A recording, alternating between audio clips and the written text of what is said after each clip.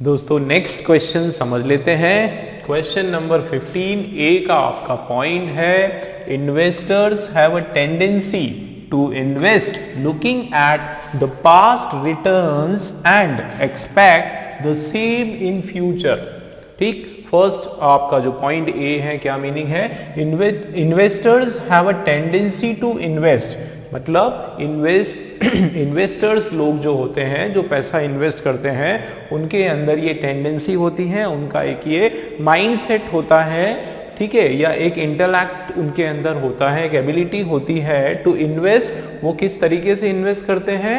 Looking at the past returns, पिछले कुछ सालों में या पीछे जो जो रिटर्न्स उनको मिले, जिस प्रकार के रिटर्न्स उनको मिले, उनको देखते हुए and expect the same in future, और उसके हिसाब से वो क्या करते हैं? सेम चीज को फ्यूचर में एक्सपेक्ट करते हैं। दोस्तों एक चीज आप देखो इसमें, अगर आप ध्यान से इसको देखोगे, देखो इन्वेस्टर्स हैव अ टेंडेंसी, उनके पास एक टेंडेंसी है, एबिलिटी है इन्वेस्ट करने की। लुकिंग, देखो क्या आ रहा है, आईएनजी आ गया, लुकिंग है ना, looking at the past return, देखते हुए।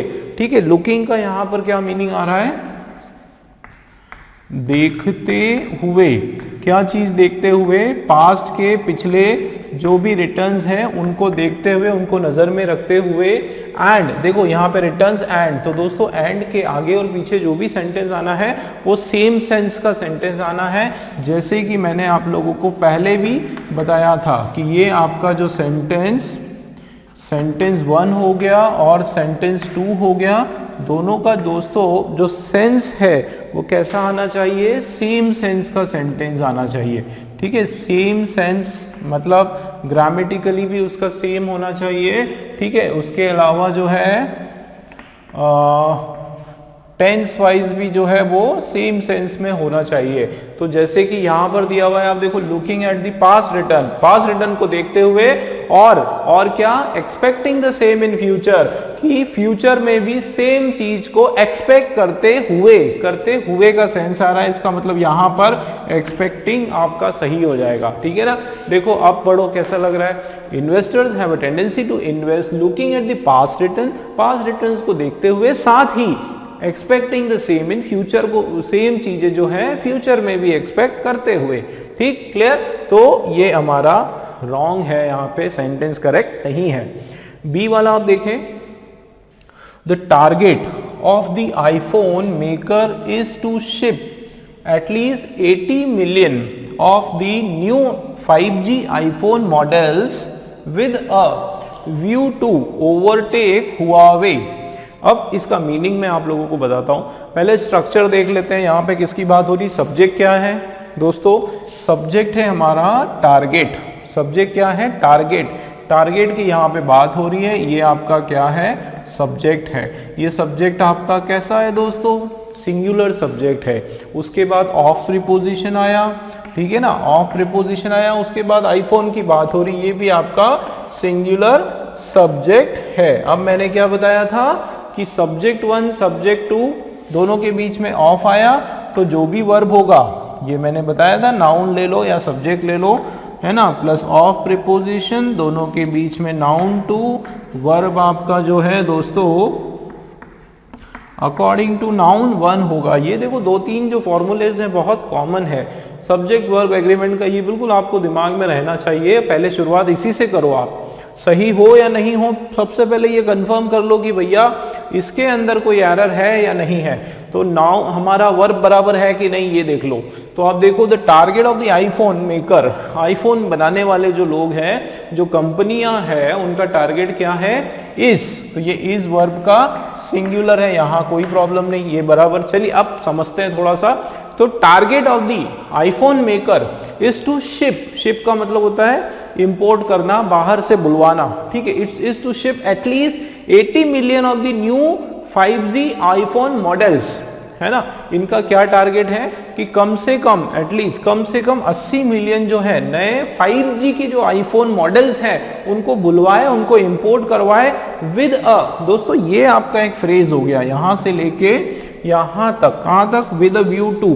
तो ये विद अ व्यू टू बिल्कुल करेक्ट है, ठीक है ना। विद अ व्यू टू का मतलब होता है फॉर, क्या मतलब होता है? फॉर या फिर के लिए, ठीक है, के लिए, हिंदी में इसमें ये सेंस आ गया। किसके लिए, देखो फॉर ओवरटेक हुआवे। हुआवे एक दूसरी कंपनी है, ठीक है। अब ये हुआवे जो कंपनी है ये चाइना की कंपनी है, और जैसे कि अभी आप लोगों को पता है कि हमारे देश में क्या सिचुएशन हो रहा है, चाइना का जो है बहुत ज़्यादा विरोध हो रहा है।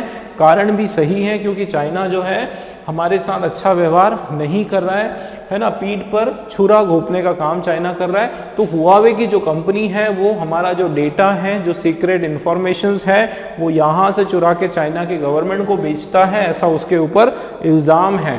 तो उससे हमको बचना है। तो उससे बचने के लिए हमारे जो आईफोन बनाने वाली कंपनियां हैं या हमारे मित्र देशों की जो कंपनियां हैं जैसे अमेरिका वगैरह की, वो सब ने क्या उनका टारगेट बनाया कि हम लोग जो है कम से कम 80 मिलियन नए नए मॉडल्स लें, है ना, ताकि हम लोग जो है बहुत अच्छे से हुआवे कंपनी को क्या कर सकें, उसको विद व्यू टू ओवरटेक, उसको ओवरटेक कर पाएं, उस पर उसकी जो मोनोपोली है उसको खत्म कर पाएं, उसको आगे ना बढ़ने दें। तो विद व्यू टू फॉर, तो फॉर के दो बाद दोस्तों वर्ब का आईएनजी आएगा, ठीक है ना। मतलब यहां पर हमारा एरर हो गया, ये ओवरटेक नहीं होगा,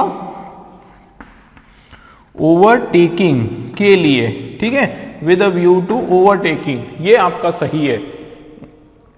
फिर से पढ़ लेते हैं। The target of iPhone maker is to ship, क्या शिप करना, at least 80 million of the new 5G iPhone model, कम से कम इतने शिफ्ट करें with a view to overtaking Huawei. ठीक है दोस्तों, क्लियर है, ओवरटेकिंग हमारा होगा, मतलब ये सेंटेंस भी आपका रॉन्ग, एरर आ गया। आगे देखते हैं। तो Apple is ready to launch, यहां पर एप्पल कंपनी की बात हो रही है। एप्पल कंपनी किसको नहीं पता, आईफोन मोबाइल जिसका है ना, उसकी बात हो रही है। Apple is ready to launch its first 5G iPhone and the modem for the upcoming model will be designed by Qualcomm। अब देख लेते हैं, देखो तो एप्पल जो है is ready to launch, Apple is ready to launch its first 5G iPhone. Apple जो है इस चीज के लिए तैयार है, किसके लिए तैयार है, अपना पहला 5G आईफोन लॉन्च करने के लिए तैयार है। और क्या साथ में, modem for the upcoming model, वो जो मॉडल है आईफोन का, उसका जो मॉडेम है, उसके अंदर जो भी उसका सिस्टम लगता है, वो मॉडेम वो जो है विल बी डिजाइन, वो किसके द्वारा डिजाइन किया जाएगा, बाय दी क्वालकॉम। दोस्तों क्वालकॉम जो है एक और अमेरिका की कंपनी है, अमेरिका कनाडा बेस्ड एक कंपनी है। आपको अभी पता है, रिसेंट अगर आपने न्यूज़ सुना होगा टेलीविजन में, कि क्वालकॉम ने जो है बहुत सारा पैसा रिलायंस जियो में लगाया, और उनकी जो मोबाइल टेक्नोलॉजी या 5G में जो रिलायंस जियो जो लॉन्च करने वाला है, उसमें क्वालकॉम जो है जियो को मदद करेगा, ये मॉडेम देकर, ठीक है, मॉडेम उसको देकर वो मदद करेगा। तो एप्पल ने भी जो है क्वालकॉम, क्योंकि अमेरिका की कंपनी है और अमेरिका पे हम चाइना के से तो ज़्यादा विश्वास कर ही सकते हैं कम से कम, ठीक है। तो एप्पल जो है वो भी एक नया first 5G phone iPhone launch करने वाला है, और मॉडेम जो है वो कहाँ से आने वाला है, अपकमिंग मॉडल कहाँ से आना है, देखो विल बी, तो विल आया दोस्तों, बी आया, उसके बाद आपका वर्ब का थर्ड फॉर्म आया, ठीक है। तो ये आपका पैसिव के फॉर्म में है ना, will be designed by Qualcomm. इसमें कोई स्ट्रक्चर का एरर हो रहा है क्या, देखो एप्पल अकेला है, सिंगुलर सब्जेक्ट सिंगुलर वर्ब, कोई प्रॉब्लम नहीं। रेडी टू लॉन्च, टू के बाद वर्ब का फर्स्ट फॉर्म, कोई प्रॉब्लम नहीं। It's first 5G iPhone, 5G iPhone launch कर रहा है। And the model, modem for, modem के लिए, किसके लिए, मॉडेम फॉर किसके लिए, अपकमिंग मॉडल, आने वाला मॉडल, आने वाले मॉडल के लिए जो मॉडेम है वो किससे लिया जाएगा, वो किससे डिजाइन किया जाएगा, वो किससे डिजाइन किया जाएगा, किसके द्वारा, क्वालकॉम के द्वारा। इसका मतलब दोस्तों ये सेंटेंस हमारा पूरा सही है, देखो आप इसमें कुछ भी एरर नहीं है, ये वाला हमारा सही है। हम देख लेते हैं डी वाला। इट वॉज अर्लियर स्पेक्यूलेशन, है ना, स्पेक्यूलेशन का मतलब होता है कुछ अफवाहें, है ना, अफवाह या अंदाजे, कुछ फोरकास्टिंग, या मन से कोई जो चर्चा चल जाती है मार्केट में जो सच नहीं होती है, अफवाह इस तरह की। Speculation that Apple will have its own modem chips for its upcoming iPhone. अच्छा, ये बीच में एक अफवाह चली थी, एक बात चली थी, तो it will be speculation that, अब स्पेक्यूलेशन उसके बाद दैट आ रहा है, यहाँ गड़बड़ लग रहा है। It will be speculation that, एक स्पेक्यूलेशन है कि एप्पल जो है will have its own, Apple का होगा, क्या होगा, अपना स्वयं का मॉडर्न चिप होगा फॉर इट्स अपकमिंग आईफोन। मतलब ऐसी एक मार्केट में इस तरह का अंदाजा लगाया गया है ना, इस तरह की बात मार्केट में आई कि एप्पल जो है उसका अपना खुद का मॉडर्न चिप होने वाला है, वो डेवलप करने वाला है अपने अपकमिंग आईफोन के लिए, ठीक है ना। तो यहां पर गड़बड़ जो है, इट विल बी अर्लियर, ये पहले दोस्तों नाउन नहीं आएगा, यहाँ पे वर्ब आएगा, ठीक है।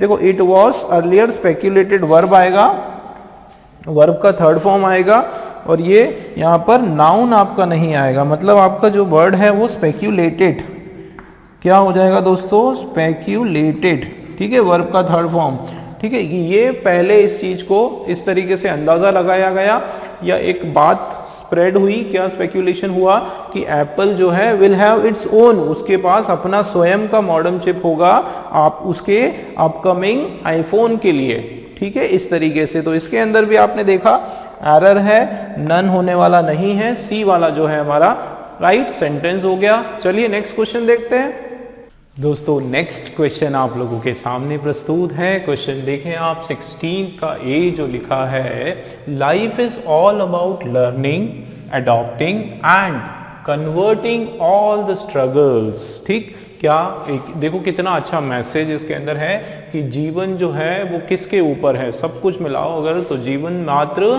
किसके ऊपर है, कंटिन्यूस सीखते रहना, ठीक है, सीखते रहना। अगर यहाँ पर आईएनजी लगा है, ये भी आईएनजी है, अडॉप्ट करने लेना। दोस्तों ये अडॉप्ट करना मतलब जो परिस्थिति है उसके अंदर अपने आप को ढाल लेना आगे, क्योंकि आप देखो ना कि लाइफ एक, अगर इससे एक मैसेज में देने की कोशिश करूं तो जीवन जो है अनिश्चितताओं से भरा हुआ है। आगे हमको पता नहीं कि कल क्या होने वाला है, एक सेकंड के बाद क्या होने वाला है।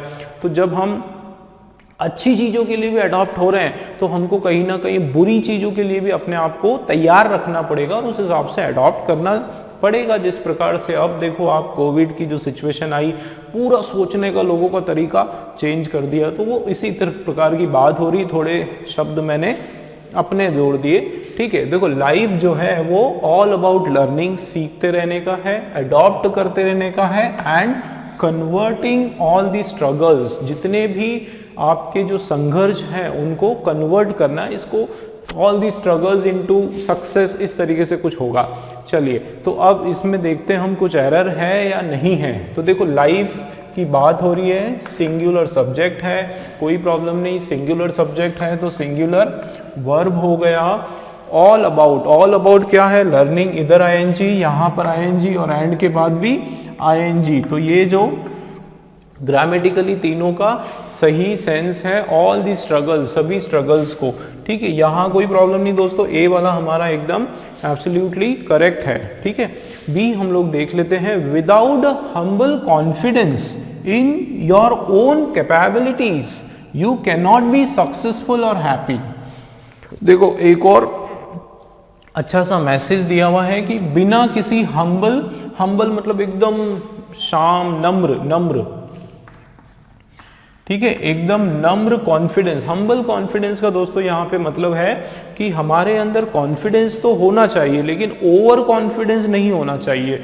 हमको हमारी कैपेबिलिटीज, हमारी जो काबिलियत है उस पर भरोसा तो होना चाहिए लेकिन अति भरोसा नहीं होना चाहिए। इतना भरोसा नहीं होना चाहिए कि हम ही सब कुछ है, बाकी कोई कुछ नहीं है। सबका सम्मान करते हुए हमारी जो आइडेंटिटी, हमारा जो कॉन्फिडेंस है वो भी होना चाहिए, ठीक है। तो यहाँ पे विदाउट, यही बात हो रही कि अगर आप में एक हम्बल कॉन्फिडेंस ना होगा इन योर ओन कैपेबिलिटी, अपनी जो काबिलियत है उस पर एक कॉन्फिडेंस नहीं होगा, उस पर भरोसा नहीं होगा, you can not be successful या फिर हैप्पी। ना तो आप सक्सेसफुल हो पाओगे और ना ही आप खुश हो पाओगे। इसका मतलब दोस्तों आपकी जो काबिलियत है, आपकी जो एबिलिटी है उस पर आपको फुल कॉन्फिडेंस होना चाहिए, ठीक है, हम्बल कॉन्फिडेंस होना चाहिए। इसमें कुछ गड़बड़ है क्या? विदाउट, बिना, a humble confidence in your own capabilities, अपनी खुद की काबिलियत में, यू कैन नॉट, कॉमा आ गया, you can not be successful, नहीं हो पाओगे, है ना, कि बी सक्सेसफुल और हैप्पी, ये भी दोस्तों आपका करेक्ट है, इसके अंदर कोई भी एरर हमारा नहीं दिखाई दे रहा है। देख लेते हैं सी वाला, देखो लैक ऑफ सेल्फ कॉन्फिडेंस, आत्मविश्वास की कमी, ठीक है ना, आत्मविश्वास की कमी अपेरेंटली इज, अपेरेंटली देखो lack of self confidence apparently is, apparently मतलब अक्सर बोल सकते हो, है ना, ज्यादातर बोल सकते हो, कई बार, है ना, कई बार के सेंस में यहाँ पे अपेरेंटली हमने यूज किया है, ठीक है, सेवरल टाइम की तरह से। तो lack of self confidence apparently is, दोस्तों ध्यान दो, पहले मैं यहां तक बता देता हूं, फिर देखो lack of self confidence apparently is one of the great problems beset people today, ठीक। तो अब यहां पे क्या बात हो रही कि जो सेल्फ कॉन्फिडेंस की जो कमी होना वो कई बार क्या करती, वो एक सबसे बड़ा एक ग्रेट प्रॉब्लम है, सबसे महान सबसे बड़ा प्रॉब्लम है बिसेट पीपल टुडे। बिसेट का मतलब होता है अपसेट, दुखी करना, लोगों को दुखी करना, लोगों को निराश कर देना या लोगों को डीमोटिवेट कर देना, उनका जो कॉन्फिडेंस लेवल है वो गिरा देना, तो ये अपसेट हो गया या फिर मोटिवेट हो गया, इस तरीके से इसका मीनिंग निकल के आ रहा है। अब हम लोग देख लेते हैं थोड़ा सा हमारा स्ट्रक्चर। अब देखो दोस्तों यहाँ पे बात किसकी हो रही है, लैक ऑफ सेल्फ कॉन्फिडेंस। तो यहाँ पर जो है लैक ऑफ मतलब लैक की बात हो रही है, कमी की बात हो रही है, मतलब दोस्तों लैक आपका जो है वो सिंगुलर सब्जेक्ट है। क्या है लैक आपका, सिंगुलर सब्जेक्ट है। सेल्फ कॉन्फिडेंस की जो कमी है अपेरेंटली इज, तो ये देखो सिंगुलर सब्जेक्ट है तो वर्ब भी आपका सिंगुलर आ गया, यहां कोई प्रॉब्लम नहीं। एक चीज और मैंने बताई थी दोस्तों, कभी भी वन आया, इज वन द ग्रेट, अच्छा वन ऑफ नहीं लिखा ना, तो इज वन ऑफ, ये क्वेश्चन का ही एरर है। तो कभी भी वन ऑफ आता है, याद रखना, कभी भी वन ऑफ आया, ठीक है ना, ये वन और उसके बाद ऑफ आया तो आपका नाउन जो है दोस्तों वो प्लूरल होने वाला है, ये याद रखो। तो one of the great problems, यहाँ पे एस लगा है, इसका भी कोई प्रॉब्लम नहीं। बिसेट पीपल टुडे, तो यहाँ पर एक गड़बड़ दिख रही है, बिसेट नहीं होगा दोस्तों, बिसेटिंग होगा, ठीक है। बिसेटिंग मतलब दुखी करता है, लोगों को निराश करता है, करने वाला है, तो यहाँ पे बिसेटिंग आपका सही हो जाएगा, बिसेटिंग पीपल टुडे। आप देखो पढ़कर, lack of self confidence apparently is one of the great problem, देखो ग्रेटेस्ट नहीं होगा, great, one of the great problems besetting people today. तो आत्मविश्वास की जो कमी है वो आजकल जो है वो एक सबसे बड़ा प्रॉब्लम है, जो लोगों को क्या करता है, दुखी करता है, लोगों को तकलीफ पहुंचाता है। तो ये प्रॉब्लम्स के बाद यहाँ पे आईएनजी आएगा आपका, ठीक है ना दोस्तों, बी सेटिंग पीपल टुडे, इसके अंदर हमारा एरर मिल गया, तो ये सेंटेंस आपका रॉन्ग। डी वाला देख लेते हैं, द ब्लोज ऑफ लाइफ। यहाँ पे देखो दोस्तों, ब्लोज का मतलब होता है उतार चढ़ाव, ठीक है, जो धक्के, लाइट जो झटके मिलते हैं लाइफ में, ठीक है, जो झटके या फिर उतार चढ़ाव, उतार चढ़ाव, जो जीवन के जो उतार चढ़ाव जो आते हैं, कभी अच्छा दौर आता है जीवन में, कभी कुछ कमियां हो जाती है, उसकी बात हो रही है कि ये जो जीवन के हमारे जो झटके होते हैं, जो उतार चढ़ाव होते हैं, अच्छा या बुरा वक्त जो होता है of life, and the accumulation of, accumulation मतलब इकट्ठा होना, कलेक्ट होना, ठीक है, तो ये इकट्ठा होना, ठीक है, इकट्ठा या कलेक्ट होना या एकदम एक साथ बहुत सारे आ जाना, क्या, accumulation of problem tend to sap energy. Sap का मतलब होता है एनर्जी को डाउन करना, एनर्जी को उसको सोख लेना, ठीक है, एनर्जी को सोखने की बात होती है, सोखना, उसको बिल्कुल निचोड़ लेना, sap energy and leaves you discouraged. Discouraged का मतलब होता है आपको निराश कर देना, आपको क्या कर देना दोस्तों, निराश कर देना। मीनिंग देख लेते हैं हम लोग इसका। तो ये बता रहे हैं कि जो ब्लोज ऑफ लाइफ, जीवन के जो उतार चढ़ाव होते हैं, जीवन के जो झटके होते हैं, और उसके साथ साथ जो अक्यूमुलेशन ऑफ प्रॉब्लम्स, जो जितनी परेशानियां हैं वो एक साथ जब बहुत सारी इकट्ठी हो जाती है, बहुत सारी, एक तो देखो एंड लगा है ना, तो दोनों सेम सेंस में बात हो रही है। एक तो जीवन के जो उतार चढ़ाव और जो परेशानियां हैं उनका इकट्ठा होना, परेशानियां बढ़ना, उससे क्या होता है, देखो ये टेंड टू सैप एनर्जी, उससे क्या होता है, उसके कारण आपकी जो ताकत है, आपकी जो एनर्जी है वो एकदम सिकुड़ जाती है और लीव यू, और आपको कैसा छोड़ देती है, आपको निराश बनाकर छोड़ देती है। ये तो क्या है दोस्तों इसका मीनिंग है। अब हम लोग इसकी बात करते हैं हमारे स्ट्रक्चर की। देखो सबसे पहले ढूंढो भैया सब्जेक्ट क्या है, यहाँ पे सब्जेक्ट ब्लोज, ये जो झटके, ये जो उतार चढ़ाव है जीवन के, वो आपका क्या है दोस्तों, सब्जेक्ट है। ध्यान देना दोस्तों, बहुत बहुत बहुत अच्छा क्वेश्चन है ये आपका सब्जेक्ट कौन सा है, ये आपका सिंगुलर सब्जेक्ट है। ध्यान देना, ये आपका सिंगुलर सब्जेक्ट है ब्लोज, है ना, क्योंकि यहाँ पे एक मिनट गड़बड़ क्या है, हाँ सिंगुलर नहीं प्लूरल सब्जेक्ट है। क्यों, क्योंकि ब्लोज है ना, झटके, एक झटका नहीं, बहुत सारे झटके जीवन में, बहुत सारे उतार चढ़ाव, ठीक है, बहुत सारे आते हैं, तो ये आपका जो है प्लूरल सब्जेक्ट हो गया। अब दोस्तों प्लूरल सब्जेक्ट आया, इसका मतलब वर्ब कैसा आएगा, वर्ब भी प्लूरल आएगा। ध्यान देना, तो ब्लोज ऑफ लाइफ एंड, और किसकी बात हो रही है, देखो एंड में इधर भी ऐसे, तो ये भी प्लूरल है, तो दोनों आपके प्लूरल है। एंड अक्यूमुलेशंस ऑफ प्रॉब्लम, बहुत सारे प्रॉब्लम्स का इकट्ठा होना। टेंड, ये आपका वर्ब है दोस्तों, टेंड आपका क्या है, वर्ब है, लेकिन वर्ब देखो प्लूरल में है ना, वर्ब आपका अगर एज इट इज लिखा होता है समझ जाओ प्लूरल में है, तो यहां सही है, यहां कोई प्रॉब्लम नहीं, ठीक है, ये वर्ब का आपका प्लूरल फॉर्म है। टेंड टू के बाद सैप, सैप मतलब सोखना, ये भी वर्ब का फर्स्ट फॉर्म। सैप एनर्जी, एक तो एनर्जी सोखता है, एंड ये आपका वर्ब आ गया लीव्स, तो लीव्स का एस नहीं होगा क्योंकि ये तो सिंगुलर वर्ब है, हमको यहाँ पर प्लूरल वर्ब चाहिए, ठीक है, एक प्लूरल वर्ब, ये टेंड्स नहीं होगा, टेंड, और इधर एक लीव्स नहीं होगा, लिव, यू डिस्करेज, आपको एकदम निराश बनाकर छोड़ देगा, मतलब इसके अंदर भी एरर मिल गया हमको। डी वाला दोस्तों आपका रॉन्ग हो गया। अब ई वाला आप देखो, ई में देखो क्या है, ध्यान से देखना, ऑप्शन क्या है, ओनली ए एंड बी, तो यहां पर केवल ए और बी करेक्ट है। इसका मतलब दोस्तों अब देखो यहां हो जाती है गड़बड़। इसका क्या मतलब है कि इसका मतलब हमारा जो राइट ऑप्शन है वो बी भी नहीं है, वो ए भी नहीं है, राइट ऑप्शन जो है हमको ई है, मतलब आपको अगर टिक करना है तो ई पर करना है। इसीलिए मैंने बोला है पूरा ध्यान से पढ़ना है, कई बार बच्चे गलती कर देते हैं, ठीक है, इसलिए ध्यान से पढ़ना है, कौन से राइट ऑप्शन पर टिक करना है। इन दोनों का राइट ऑप्शन ई है आपका, मतलब E is your right answer, ठीक है ना दोस्तों। चलिए नेक्स्ट क्वेश्चन देख लेते हैं, नेक्स्ट क्वेश्चन देख लेते हैं दोस्तों।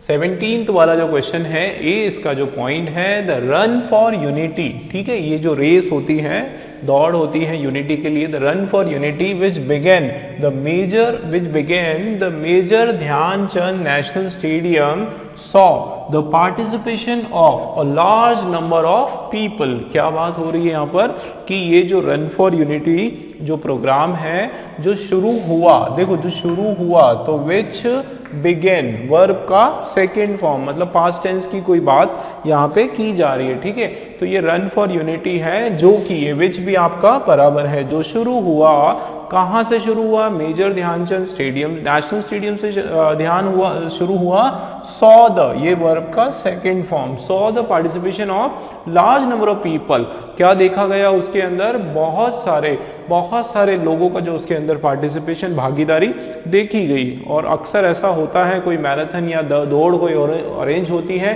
काफी सारे लोग उसके अंदर आते हैं। इसका मतलब दोस्तों इसमें कोई प्रॉब्लम नहीं है, ये सेंटेंस आपका पूरी तरीके से करेक्ट है। चलिए नेक्स्ट देखते हैं बी वाला, the Indian government announced the establishment of so called Jammu and Kashmir and Ladakh UT, ठीक है, to include a part of China's territory into its administrative jurisdiction. देखो इसमें किसकी बात हो रही है, इसमें बताया जा रहा है कि इंडियन गवर्नमेंट जो है उन्होंने एक अनाउंसमेंट किया है ना, तो ये announced the establishment of so called मतलब बनने वाला, जो बनने जा रहा है, क्या इस चीज का निर्माण, किसका, सो called Jammu and Kashmir and Ladakh UT union territory, ये जैसे कि अब बन चुका है, तो यूटी जो Jammu and Kashmir union territory जो बनने वाला है उसका अनाउंसमेंट किया था गवर्नमेंट ने। टू इंक्लूड अ पार्ट, देखो to include a part of China's territory, उसके अंदर इंक्लूड क्या हो रहा है, उसके अंदर कुछ पार्ट चाइनाज टेरिटरी, मतलब ऐसी टेरिटरी भी आ रही है जो चाइना भी क्लेम करती है कि उसकी वो टेरिटरी है, उस टेरिटरी को भी जो है इंडियन गवर्नमेंट ने अपने उसमें यूटी के अंदर इंक्लूड किया हुआ है। ठीक है, तो हालांकि वहां पे बॉर्डर का ऐसा क्लियर बॉर्डर, वहां पे ऐसी कोई लाइन या ऐसी कोई बाउंड्री वहां पे बनी नहीं हुई है, फेंसिंग वहां पे नहीं खींची हुई है, तो इसलिए कई बार चाइना के नक्शे में देखा जाता है कि अक्साई चीन जो है वो अपना हिस्सा उसको क्लेम करते हैं, इंडिया हमारा पक्ष है कि वो सारा हिस्सा हमारा है, तो वो डिस्प्यूट चलता आ रहा है। अभी भी आप देख रहे हो न्यूज में कि डिस्प्यूट जो है अभी भी चलता आ रहा है। खैर इसकी बात कर लेते हैं। Indian government announce the establishment of so called Jammu and Kashmir and Ladakh UT. दोस्तों ये टू इंक्लूड यहाँ नहीं होगा, हम लोग क्या है इसके साथ साथ एक और चीज को इंक्लूड कर रहे हैं, ऐड कर रहे हैं, मतलब ये एंड का काम करेगा।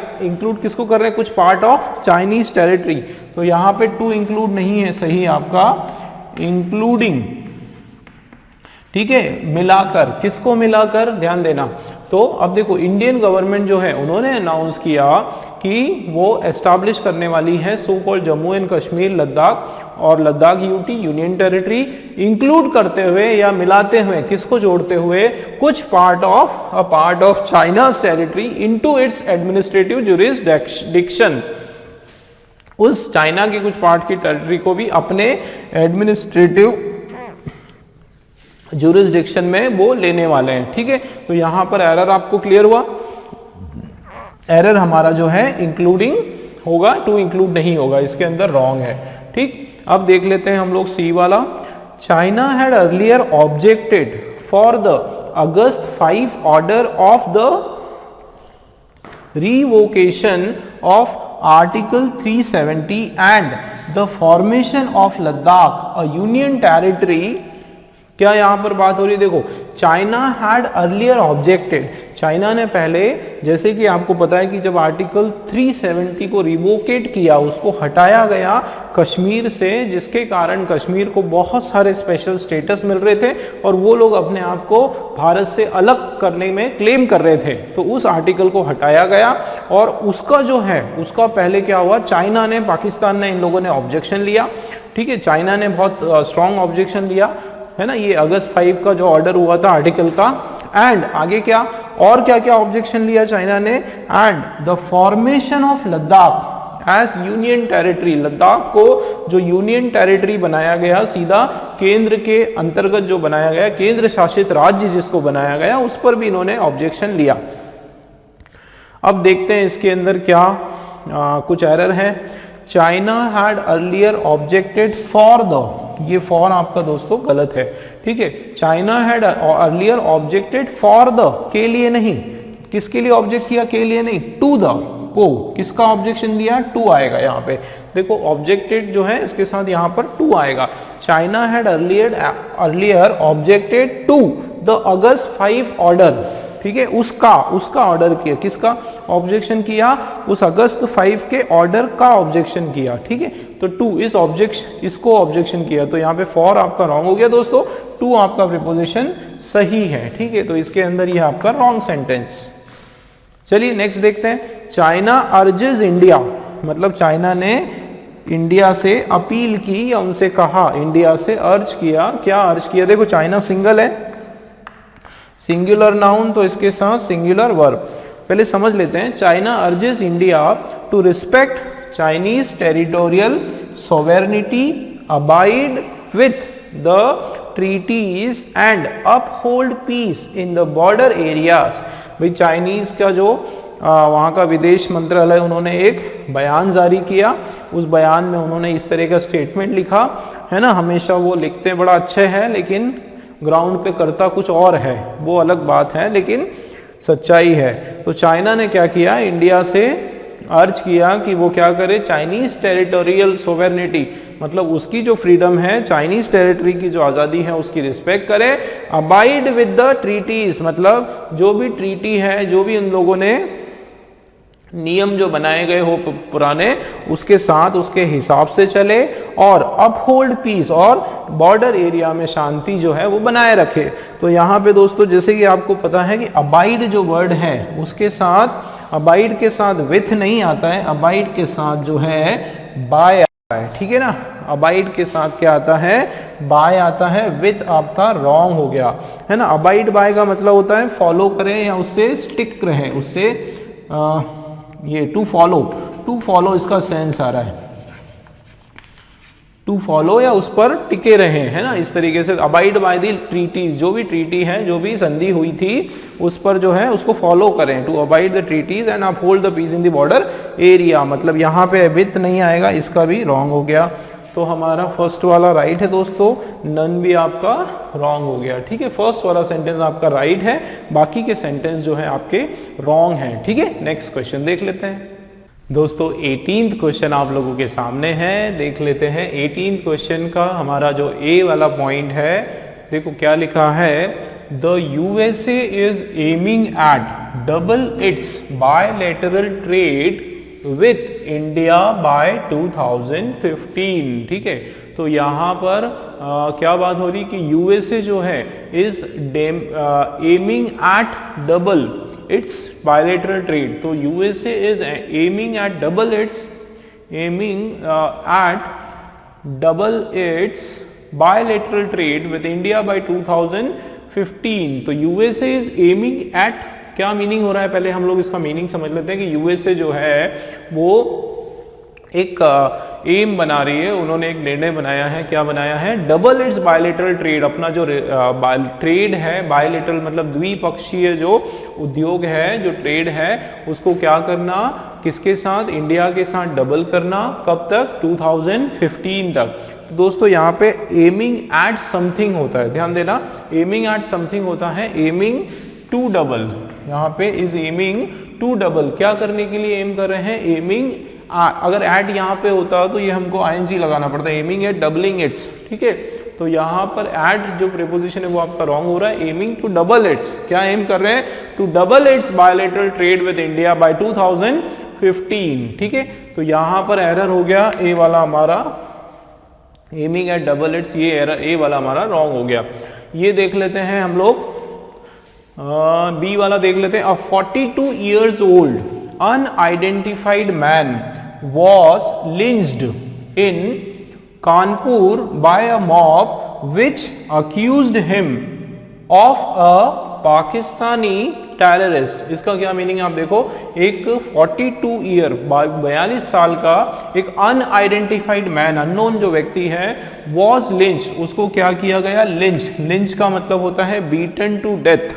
क्या मतलब होता है दोस्तों, भीड़ जब मारती है ना तो ये उसको बोलते हैं लिंच्ड, बीटन टू डेथ, मतलब उसको मार दिया गया, भीड़ ने, सबने घेर कर उसको मार दिया। क्या कारण है, इन कानपुर, कानपुर में, बाय अ मॉब, मॉब मतलब उग्र भीड़, उग्र लोगों की जो भीड़ है उन लोगों ने, उग्र भीड़ ने उसको मार दिया।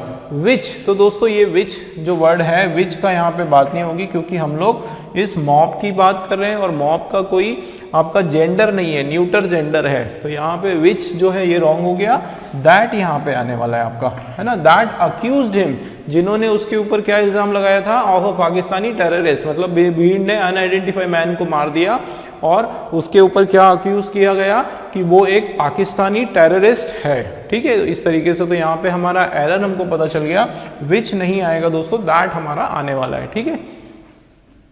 चलिए अब बात करते हैं सी वाले की। Neither Raju is intelligent nor hard working and still he expects a handsome salary. देखो यहां पर क्या बात हो रही है कि neither Raju is intelligent nor hard working. तो neither Raju is intelligent nor hard working and still he expect a handsome salary. तो दोस्तों यहाँ पर बात क्या हो रही है कि ना तो राजू बहुत ज़्यादा इंटेलिजेंट है और ना ही वो बहुत मेहनती है, उसके बावजूद जो है वो क्या एक्सपेक्ट करता है, ही के साथ एक्सपेक्ट ये बराबर है, वो क्या उम्मीद करता है कि उसको सैलरी अच्छी मिले।